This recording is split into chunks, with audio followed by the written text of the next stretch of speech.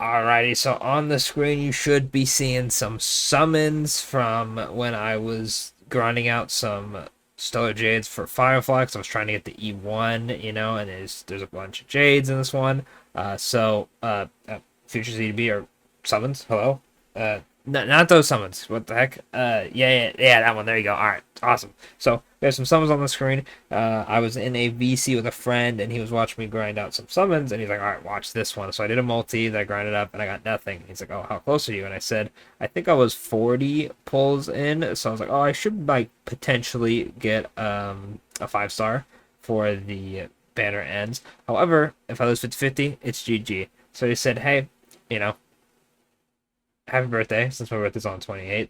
And he got me a pack, and when I got the pack, boom, instant 5-star, bro. Instant 5-star. Praying that y'all are seeing this on the screen. What 5-star it is, you'll see that in a second. Or you'll know by the title of this video. But regardless, we got a 5-star, right? And then I went in afterwards and got my last copy of Misha, or I attempted to, at least. You'll see. Probably spoiled that because I'm terrible at guessing how long my summons are because they're not on the screen right now. And then after that, I decided I wanted to get a copy of the Break Effect Lycon, the 4-star from the Maze banner, because I have one at 5, one at 4. So it's like, oh, I'll get one more copy, right? And after that, I'm saving, right? So why did I attempt to get E1 Firefly? For the reason for that is not the extra damage that it gives, it's because of the skill points. Now, we're gonna cut over to some Firefly gameplay. This is an E6 Firefly I have on my friends list. I'm currently grinding out my relic set because I actually don't have a relic set for Firefly. I have one good piece, which went into speed 3 times and break effect once, and that's it. So your boy is struggling out here. But the reason I went for it is if you watched my previous video on Firefly, you'll know that I say, okay, the skill point could be an issue because you want a skill point with Harmony MC every single time for the most damage and the most energy. And, Harmony MC does a good amount of damage if you're doing Super Break, plus a lot of Toughness Break from his skill, so you always want to be skilling with him. Ruin May, well, can normal attack a bunch. She also needs a skill at certain points. Plus, Gallagher might need to either cleanse you or heal you or do whatever, so he might have to use a skill point, and then you're kind of like tough out of luck, right? Especially because Firefly will eat 2 instantly to attack and then transform, as you probably see in the gameplay. One skill to transform, and then once transform you use again. Obviously this one doesn't use a skill point because they're E6, but the E1 is a skill point one, for those of you who don't know. And it's just so useful. Plus, like I said, if you saw my video on the unique title, it's like a 15-minute video, so I understand if you didn't watch all the way through. At one point, my Firefly, which funny enough, I didn't say I had E1 in that video, I was just kind of like playing off because this video wasn't ready yet. The Firefly in that video attacks a bunch, right? And the only reason she's able to weakness break and then attack again so much is because her skill points don't take any, skill points, right? Otherwise, I would have ran out long ago and been absolutely screwed. I would have had no way of continuing that, and I pretty much won just because Firefly was E1. Now, obviously, I wouldn't say do it E1 just for Divergent Universe to beat that boss. Obviously, you can get I like to call it the dupe cheese, and through the dupe cheese, you can then, get a free dupe in your characters in that run, and then you're good to go from there. But it's so strong. It's more like a quality of life upgrade, which I enjoy the quality of life upgrades way more than the damage upgrades, because I have done a bunch of damage upgrades, for Jinglu, for Kafka, and all that. But the ones like Akron's E2, where you get a bonus in a sense, like you don't have to run 2 Nihility characters, and for Firefly you don't have to worry about skill points. Stuff like that is so good that I just really like grabbing.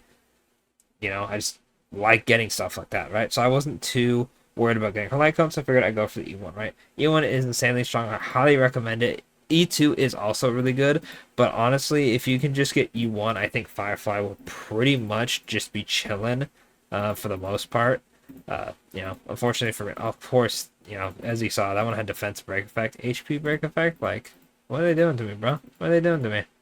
Yeah, I just can't get break effect speed or energy regeneration speed for Gallagher. Gallagher would be so happy to have this set, but your boy got no luck. But other than that, that is why I got Firefly. She's so insanely good. I highly recommend grabbing E1 if you are a Firefly fan. Obviously, I think the unit is completely fine on her own. She doesn't need E1, just like Acheron doesn't need E2, right? It's just a big, big help.